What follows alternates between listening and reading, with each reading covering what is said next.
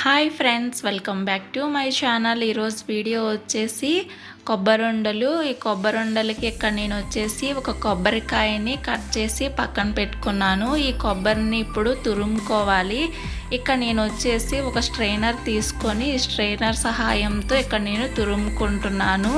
ఇలా మీకు ఇష్టం లేకపోతే మిక్సీలో వేసి కూడా గ్రైండ్ చేసుకోవచ్చు. ఇలా గ్రైండ్ చేసుకొని తురుము తీసుకోవచ్చు. ఇక్కడ నేనైతే తురుము వేసుకున్నాను.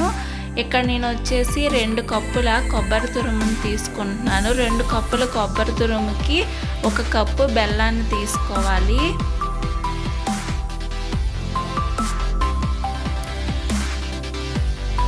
వేరొక బౌల్లో వేసుకుంటున్నాను. ఇప్పుడు 1 కప్ కొబ్బరి తురుము తీసుకున్నాను. ఇంకా 1 కప్పు కొబ్బరి తురుముని యాడ్ చేసుకుంటున్నాను.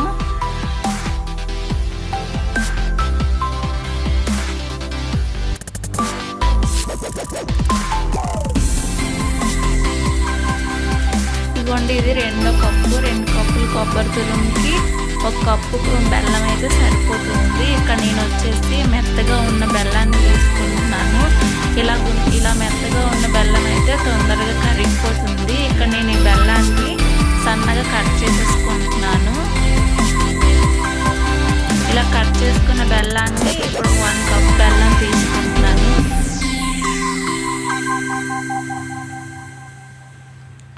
ఇలా మనం సన్నగా కట్ చేసుకోవడం వల్ల తొందరగా కరిగిపోతుంది. ఇగోండి, ఇక్కడ 1 కప్ బెల్లాన్ని అయితే నేను తీసుకున్నాను.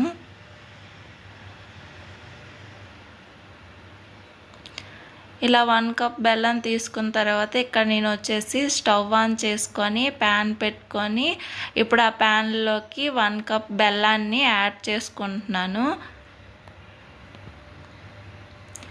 ఇలా బెల్లం యాడ్ చేసేసుకున్న తర్వాత ఇక్కడ 2 కప్పులు కొబ్బరి తురుము తీసుకున్నాం కదా, ఈ 2 కప్పులు కొబ్బరి తురుమును కూడా ఇందులో యాడ్ చేసేసుకోవాలి.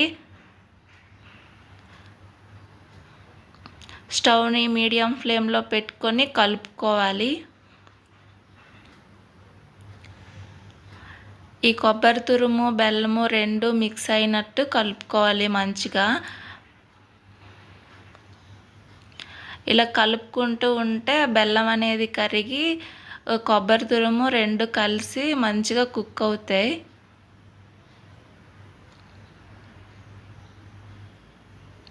ఇక్కడ నేను వచ్చేసి 2 మంచిగా మిక్స్ అయినట్టు కలుపుకున్నాను.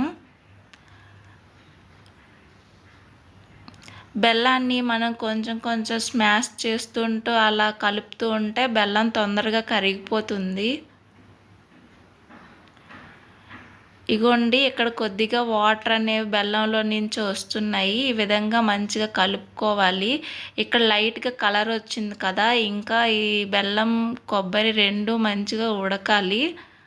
ఉడికినాక ఇక్కడ చూడండి కలర్ చేంజ్ అయింది కదా, ఇక్కడ నేను వచ్చేసి ఇలాచీ పౌడర్ యాడ్ చేస్తున్నాను. ఒక 1/2 స్పూను ఇలాచీ పౌడర్ యాడ్ చేసినాక మంచిగా మిక్స్ చేసుకోవాలి. ఇలా మంచిగా మిక్స్ చేసుకున్న తర్వాత ఇక్కడ చూడండి కొద్దిగా ఈ మిశ్రమాన్ని తీసుకుంటే మనకి ముద్దలా ఫామ్ అవ్వాలి. ఇలా ఫామ్ అయితే మనకి రెడీ అయిపోయినట్టే. ఇక్కడ నేను వచ్చేసి స్టవ్ ఆఫ్ చేసేసుకొని ఒక ప్లేట్లోకి తీసేసుకుంటున్నాను ఈ మిశ్రమాన్ని.